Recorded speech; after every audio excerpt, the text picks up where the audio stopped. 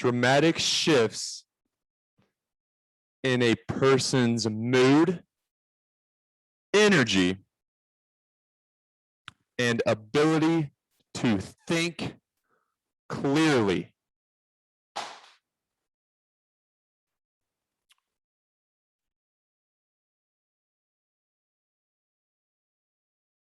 That is NAMI's definition for bipolar disorder.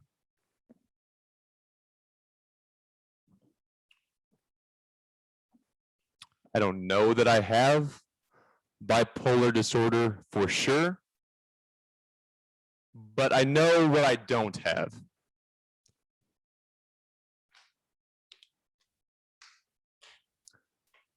I do not have hallucination disorder.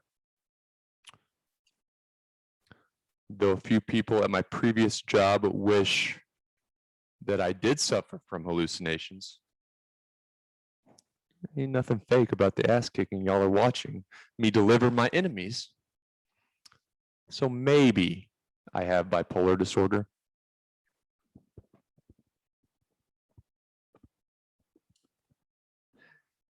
If people want to criticize me for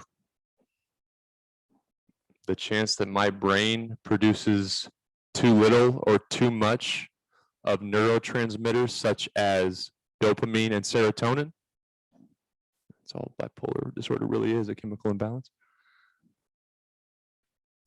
I'll take it as a compliment, because what I'm hearing is I'm exceptionally creative, and they're sometimes boring.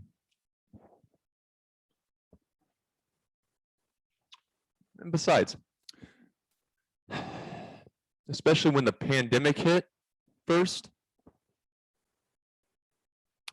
people became even more attracted to Facebook and LinkedIn. And COVID, mixed with the pandemic of social media, gave folks with normal, happy brains really bad mood swings. And people who have suffered from depression and anxiety pre-COVID, I'm singing and dancing, baby. Usually on key, and sometimes with some rhythm. Once again, I'm having way more fun than those normal people were having.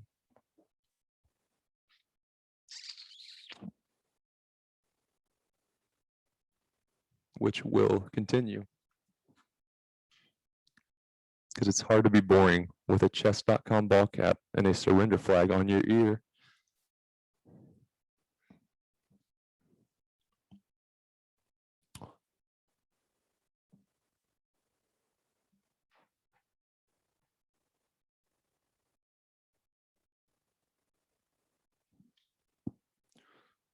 We're going to go 3-minute rapid. 1 3-minute rapid. Commentary will be scarce.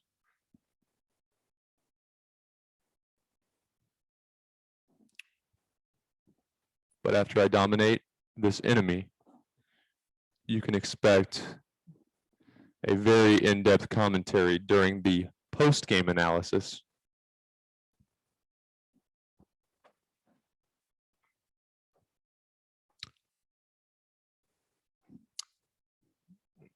Some anxiety returned last week. So during my insomnia, I thought I might teach myself how to paint. But I remember watching Bob Ross give painting tutorials during my college years. Google him. He's real interesting. And becoming a world-class painter would be almost as time-consuming as becoming a grand master. So I decided not to learn to paint during my insomnia.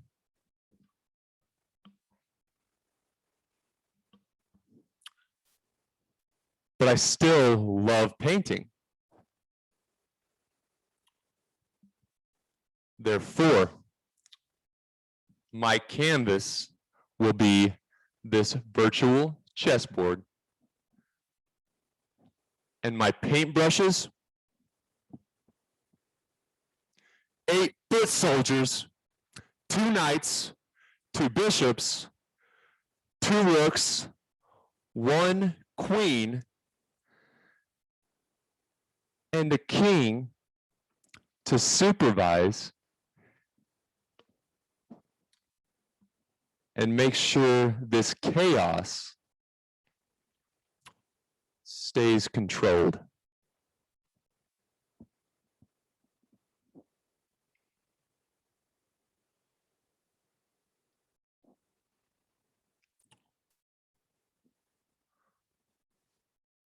One focus point. Use my time well in the open to make good decisions in the end game. And I got golf to play. The golf clubs are back there. So I need to get this over with.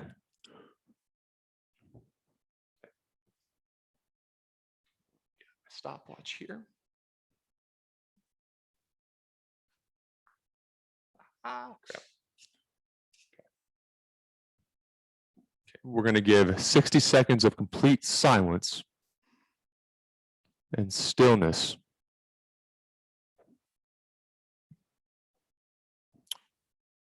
And I'm going to grab my Pepsi and we'll duel. All right. So you see I've got my stopwatch and I need precisely 60 seconds.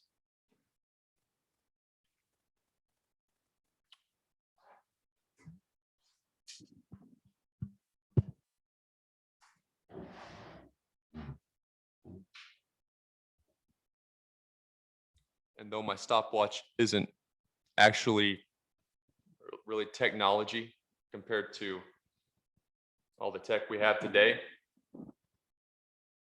stopwatches took away the jobs of hourglasses. Learn how it feels, stopwatch.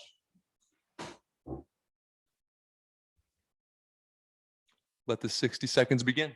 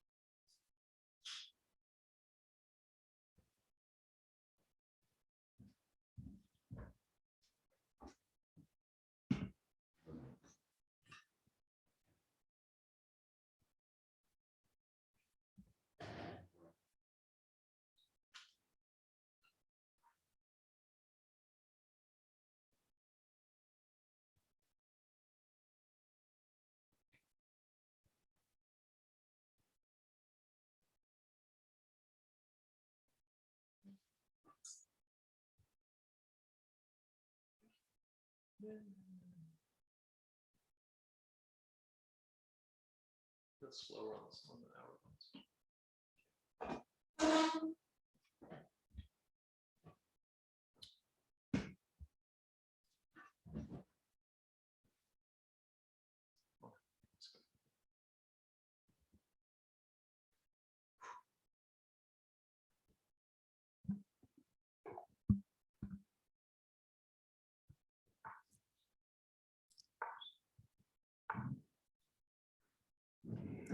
You're gonna get your butt kicked. You have no control of the center, and I just don't like you. It's a recipe for an ass kicking. Okay.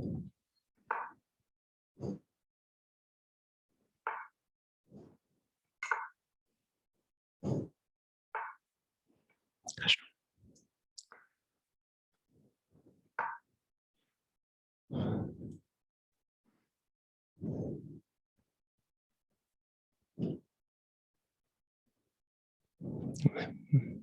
Think about it. You thought about it too long. You're going to need all the clock you can get, my friend. All right. Sure you get the hell out of my way. Thank you.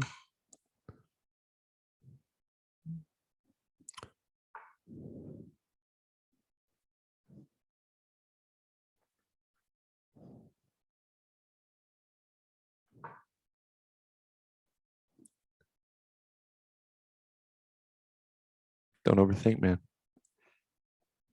Just hope it's right. I'm only here for the night, 'cause we got a good thing. Don't know if I'ma see you again, but is that a good thing? No, that's a terrible decision, man.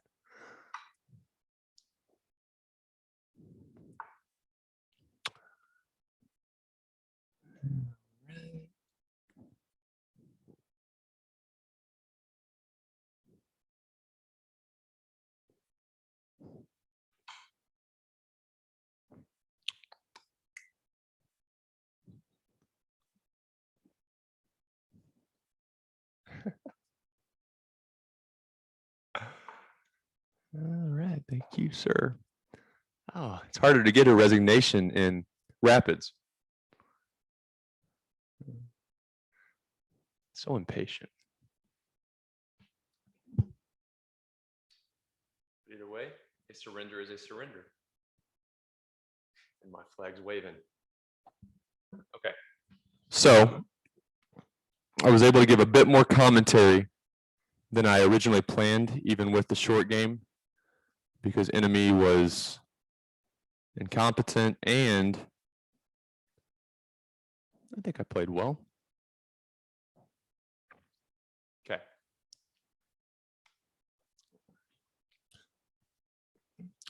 Now, I'm going to try to be serious during this part of my analysis. 96.6% accuracy, man.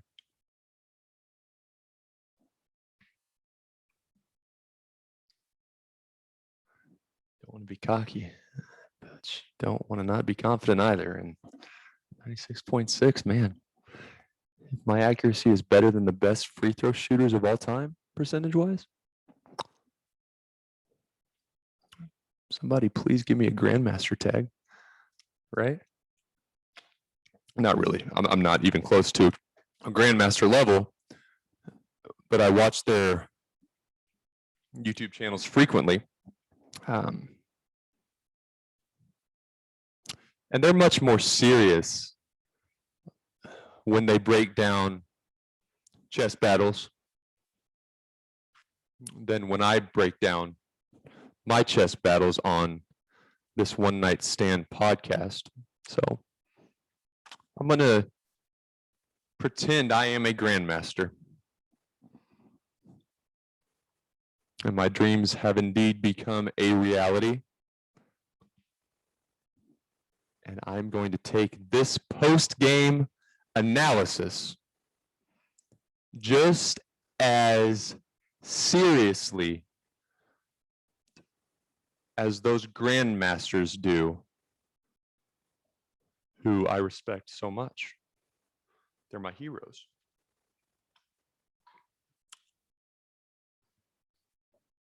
Heroes who will be the enemy once I play them. Okay. So let's go real slow the first time through. We're going to just grab our key moments real quick and make sure I understand my logic that led to my decision and compare it to chess.com's algorithms, which I have to admit are far more accurate than my human brain. Here we go. Seriousness. Key moment numero uno. My knight, that's a book move. And a book move, I actually went through and wrote down in my chess duel notebook each of these ratings, brilliant, all the way down to missed win, which I don't like those. and the definition for each, and a book move, as you'll see, is a conventional opening move. Because during the open, you're not trying to be too fancy, you're trying to set yourself up for success, and then unless your opponent makes an error, you wouldn't want to expect a big advantage to be gained during the opening phase of the chess battle, which is why a conventional opening move makes me happy. My horse is protecting my foot soldier from enemy poorly placed bishop there. So I don't want to lose my pawn to a bishop. Therefore, his bishop is no longer a threat at this time, because if enemy bishop captures, my knight captures enemy bishop on e5. I'm ahead in the race. Okay.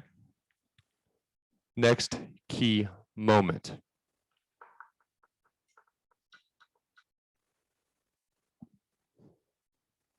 It didn't like my knight capturing enemy knight, but I like that. Okay. So there's only one good move, which what it's going to want me to do, that makes sense now, is probably slide my rook in line with enemy king to restrict the enemy's ability to use enemy e-pawn, because if my rook is on the e-file, then that's a very strong pawn with good control of center, and it can't leave that e-file until enemy castles, because then my rook would be, I don't know if it'd be technically a discovery, because the enemy pawn would be, it's legal. I mean, he couldn't move his pawn because my rook would be in line with his king. So it's probably wanting me to take my rook to e8. Let's see.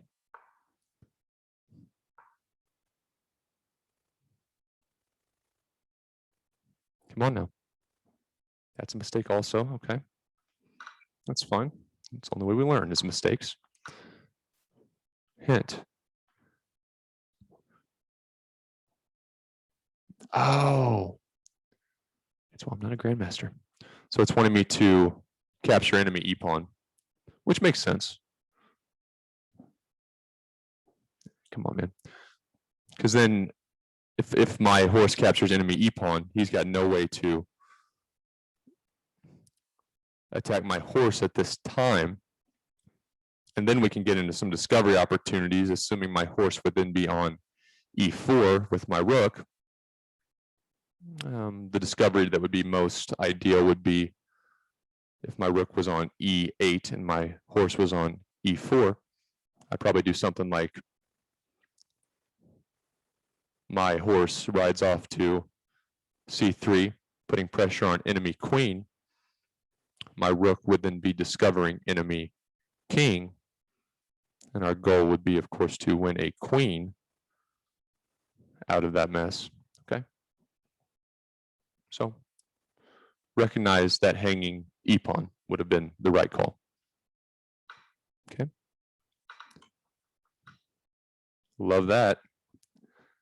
I knew you would, chess.com algorithms. Because now, in a short game especially, enemy's got to do something about his rook, which is looking, it's not a rook I'd want on my rook island. I'll say that because it's a scared rook, and I like happy rooks on my rook island. So now he's got to not only burn a move and time,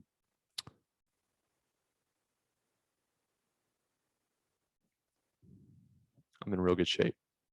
And I'm going to win at least a pawn here. Okay.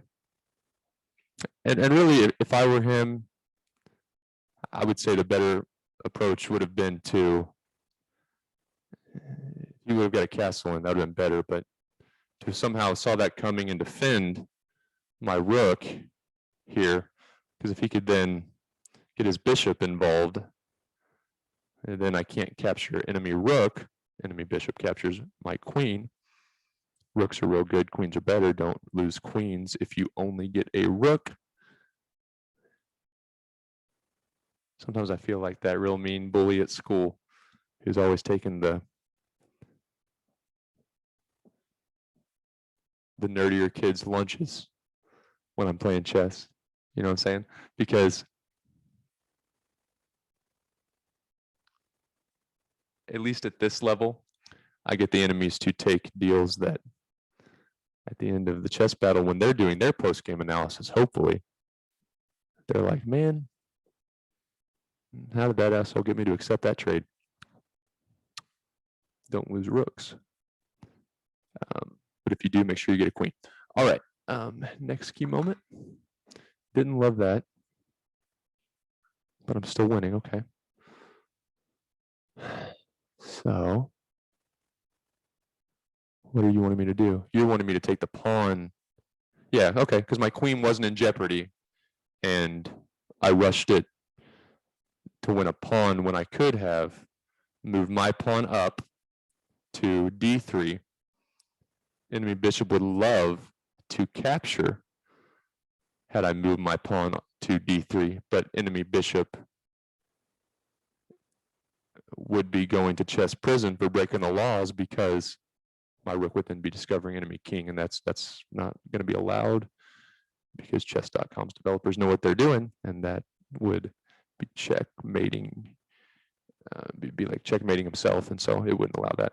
So my pawn would have been able to rest there. Queen can't get involved really at all because then I'd be capturing, and also bishop is still stuck. So that's probably what it was wanting me to do. Let's see the hint. I am correct. All right. Okay. Now,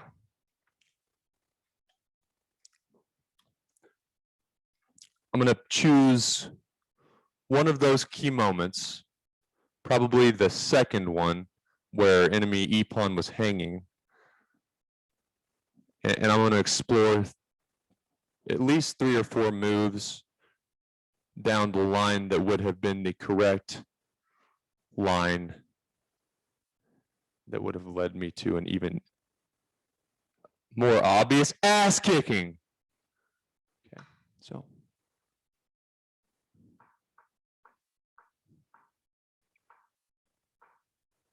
I've been spending more time in this more deeper analysis setting because it's really just much more beneficial once you get past a beginner level, and I'm definitely in the intermediate ranks now. Okay, I love that too. All right, and now this is where that key moment where I erred was because I rushed to capture enemy knight, and I traded material when I had a chance to win material. Okay. Okay, one line we're going to really explore here. We're going to explore so well. What was that damn show called? I think it was Dora. Was it Dora the Explorer? It was Dora the Explorer, I'm pretty sure. You know, like the backpack and the lunchbox and all that stuff. Otherwise, I was going to go Scooby-Doo. Yep, Dora is correct. Dora, we're going to explore so well. Dora would be proud. Okay, so that's the correct best move that I should have made, and I'm upset about it, but I'm also human. And all I can do is learn from my errors. Okay.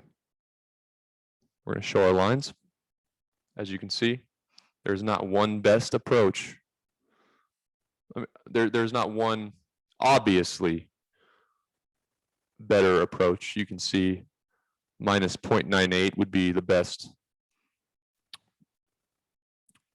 move, and then minus 1.28 is not that much off, so it's still a solid move, but we want to be the best, not solid. So we're going to go with the top line usually on this podcast. And anyone that's newer to chess, minus is indicating black has the advantage. So a -2 would roughly equate to black being at a 2-pawn advantage. And then same in the positive side. So +2 would indicate white having a 2 material advantage or 2-pawn advantage. Okay, so now you've got,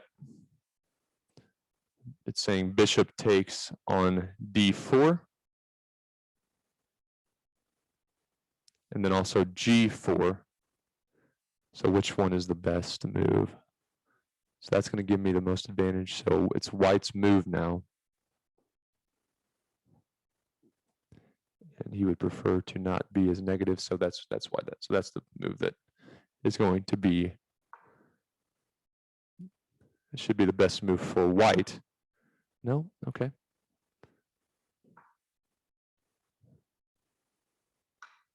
Okay.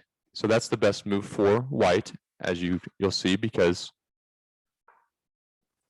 my pawn is in fact unprotected, and enemy dark square bishop should capture my hanging material on the rare occasion it is hanging, which that in that case it was hanging because I also captured an enemy hanging foot soldier pawn, so it's okay. So that was the best move by the enemy. And now what I'm looking at here from this position is there's no reason why I wouldn't get my rook slid over, that I can see.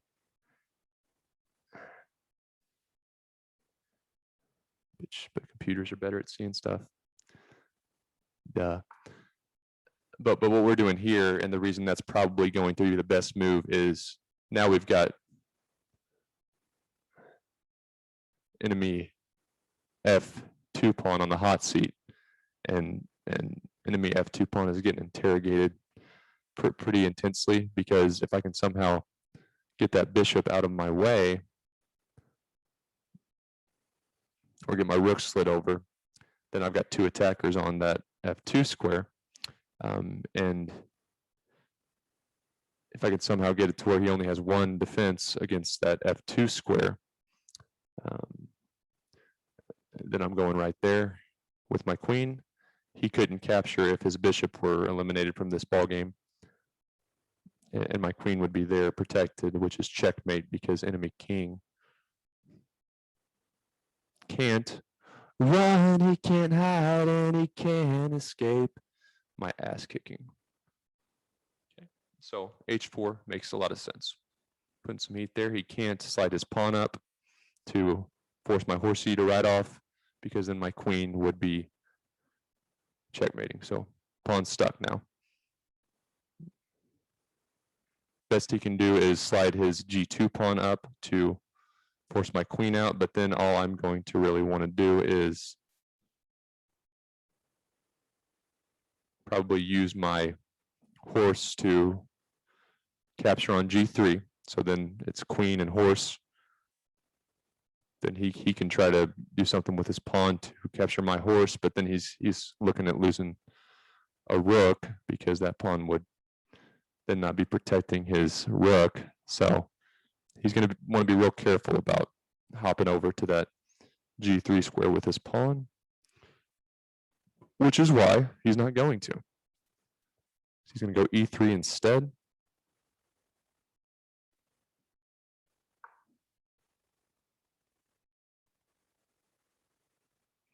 And the best, that's an easy description as to why enemy should be backtracking his bishop, because now my plan to slide my rook to the e file and discover some stuff against enemy king would now be largely, it'd be tough, because now enemy bishop would be there and my rook would have a hard time attacking on this e file, because I'd be getting a bishop for the loss of my rook. No deal. because then his pawn would be, or he could even backtrack with his knight to steal my rook if it captures bishop. So that's why he should have done that hypothetically. Okay, and then let's go one more move. And then the best move it's saying now is going to be c6, which makes a lot of sense because now that I'm cool with excellent. I'm not going to be that much perfectionist. Perfectionism is something to shoot for, but not something to lose sleep over, which is why we're going to roll with c6 instead of the best b5. So now enemy's got to do something about his horse. If it goes there, that would be reasonable.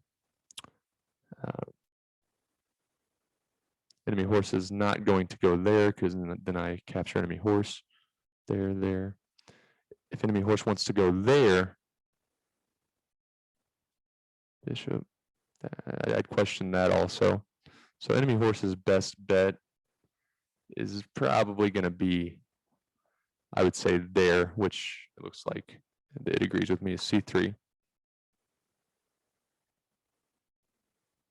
Okay. And then I've got some options, and there's really not a big difference, 1.0 versus 1.28.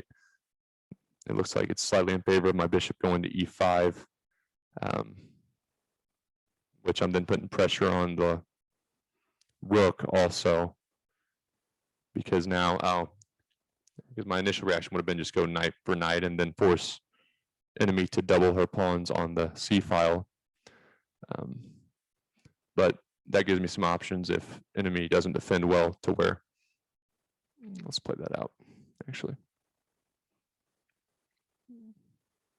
So then if I could get my bishop controlling that square with that pawn eliminated from the ball game, then I've got a fork.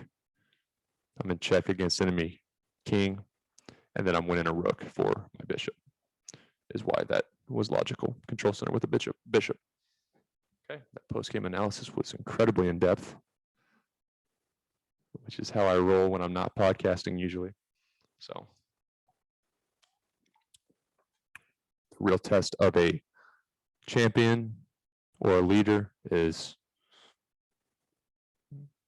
how he trains or she trains behind closed doors.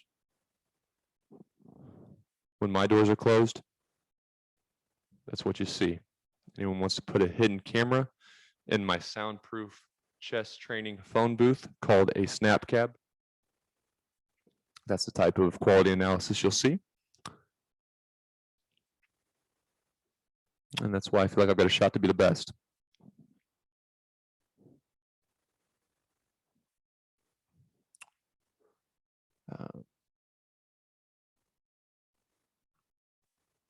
My actions are consistent even when no one's watching.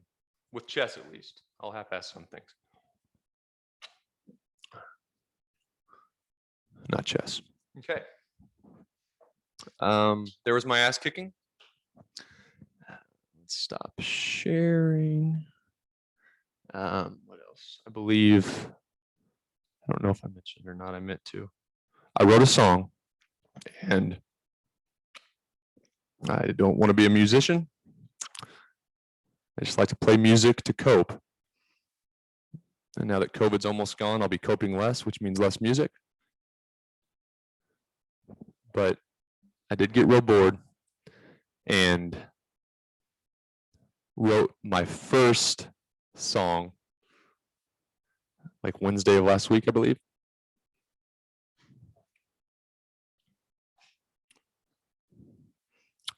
And I don't have perfect pitch,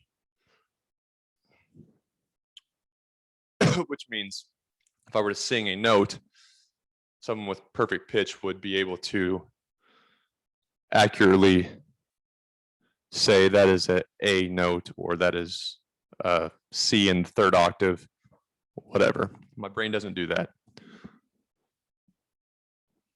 I've read a bit on how one might be able to develop perfect pitch.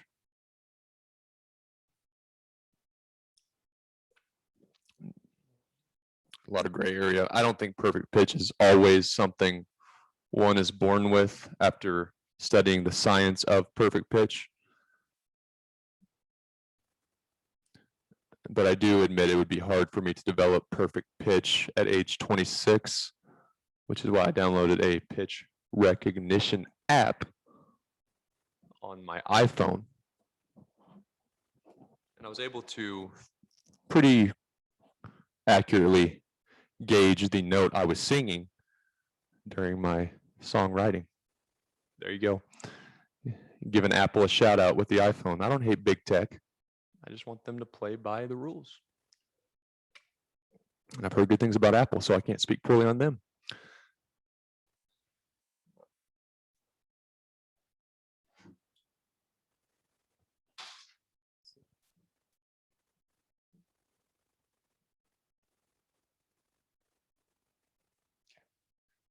This song I wrote,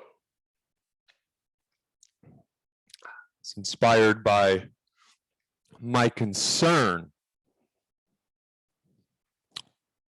that some leaders are puppets in disguise. You'll see.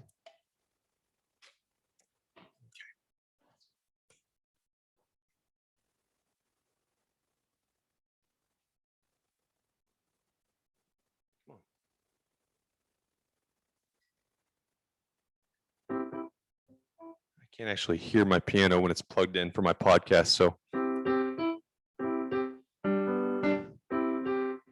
it a shot anyway.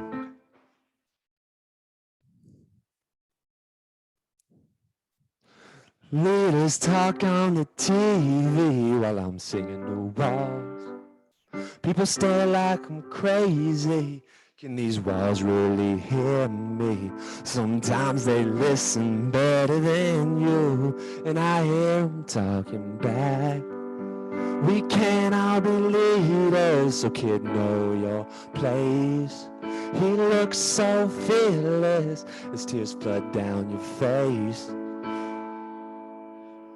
He's worked hard to get there. You look lonely and so damn scared, all because you practice what he preached. Turned his army against you, doesn't want to fight with you. Though his army's slow to rise to its feet, they'll always follow his lead. And if we never face lonely, can we really be happy? Looks like I'm about to find out. Traded my home for a hotel, this world's so mean. Wipe the fog from the mirror, feeling desperate and tired. But I kinda like the guy that I see, hoping he'll hear me out. We can't all be leaders, man, know your place. He looks so fearless as tears flood down your face. He's worked hard to get there, you're still lonely and so damn scared. Why'd you have to practice what he preached? Turned his army against you, still doesn't want to fight with you. Though his army's slow to rise to its feet, hoping they'll stand up for me. Hey, give me a dark room that's quiet. I'm so sick and tired of fighting. Do we even remember what the prize is anymore? Or is this war just a quick fix for your addiction to power and greed? Those walls were just practice, now my wall is a crowd. They'll see I'm not crazy, and your threats barely faze me. I got your attention now. We can't all be leaders, man, know your place. I'm speaking so fearless as tears flood down your face. You put me through hell to get here. That's why you're lonely and so damn scared. I'm so glad I practiced what you preached. Now your army's against you. They don't want to fight with you. Now watch that army rise to its feet. Looks like they're following me.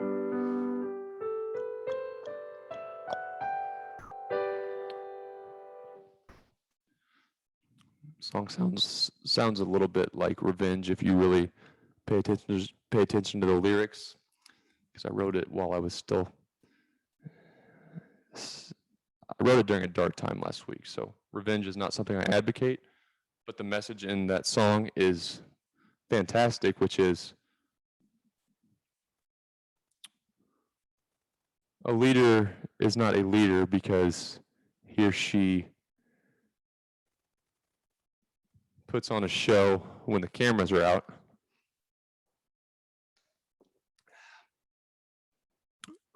A leader's a leader when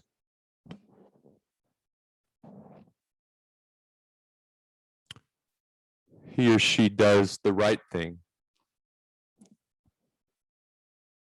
even when the church crowd isn't watching, and even when the stockholders might not appreciate that leader's decision.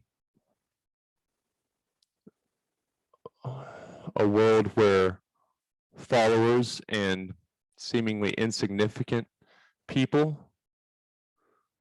have to practice what the rich, powerful leaders preach.